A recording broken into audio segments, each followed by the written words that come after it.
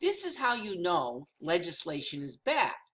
It's when the chief executive, in this case it's our governor, is trying to cajole legislators, doing favors, promising things for the future. Legislation that in itself is good doesn't need that kind of extra promise. A legislator is going to vote for it anyway. So there's a trade-off. Trading something that you wouldn't normally do for some sort of favor down the road is called prostitution. That is what any legislator who is giving a vote that would otherwise not be with the governor is doing.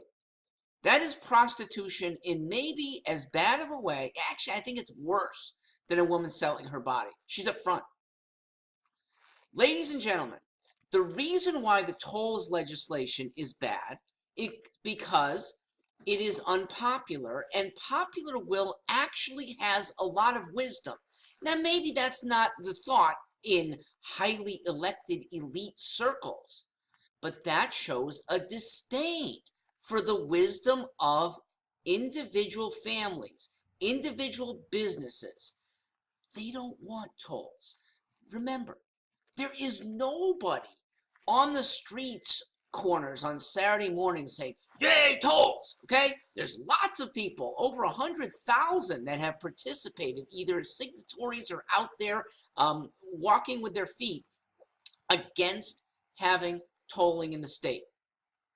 So because of a lack of popularity, a legislator who feels to hold his nose, take his chances on re-election, is somebody who does not deserve re-election because that legislator has a disdain for the people.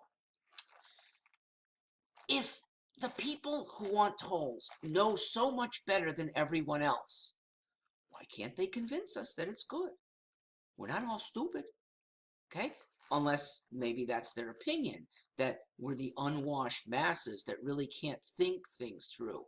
We think through our own pocketbooks, our own finances, better than the government does. Respect what individuals are saying.